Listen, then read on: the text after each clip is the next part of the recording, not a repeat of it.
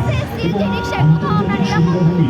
যে কোনো জায়গায় গেলে আমাদেরকে ভেবে চিন্তে যাওয়া লাগে, কারণ যেখানে সেখানে আমাদের উপর আক্রমণ হয়ে যায়। আমরা স্বাধীন দেশের নাগরিক।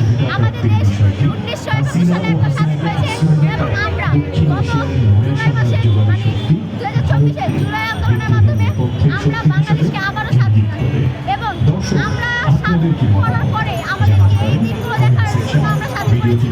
অবশ্যই না। আমরা স্বাধীন দেশের নাগরিক, অবশ্যই আমরা স্বাধীনভাবে চলাচল করব। এবং আমরা যদি আমাদের এই দেশে স্বাধীনভাবে চলাচল করতে না পারি, আমাদের দেশের জনগণ হিসেবে আমাদের সুরক্ষাটা কে দিবে?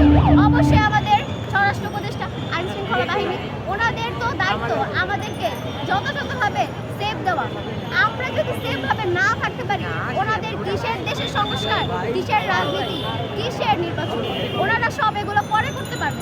আগে আমাদের দেশের মা বোনদের সেফ দেখ এবং আমাদের দেশের জনগণদের আগে সুরক্ষা দেয়। সুরক্ষা দেওয়ার পরে ওনাদের রাজনীতি, সুরক্ষা দেওয়ার পর ওনাদের নির্বাচন এবং সুরক্ষা দেওয়ার পর ওনাদের দেশ সংস্কার। কারণ জনগণ নিয়ে দেশ, জনগণ ছাড়া তো দেশ হচ্ছে না। আমাদের ভোটের মাধ্যমে কিন্তু ওনারা জয়ী হবে। তো আমাদের আগে নিরাপত্তা নিশ্চিত হতে হবে।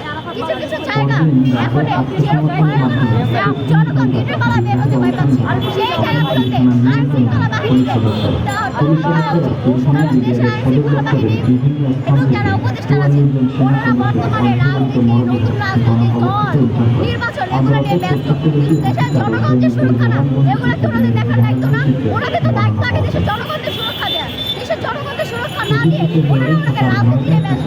ওনারা যদি ওনাদের চেয়ারে এই ক্ষমতায় বসে বসে যদি দায়িত্ব পালন না করতে পারে, ওনারা এই ক্ষমতা পদত্যাগ করে চলে যান, এই চেয়ার থেকে ওনারা নেমে যান। কারণ ওনারা নেমে গেলে আসার মানুষের অভাব নেই। ওনারা যদি ওনাদের দায়িত্ব পালন করতে না পারেন, তাহলে ওনারা এই চেয়ার থেকে নেমে যান।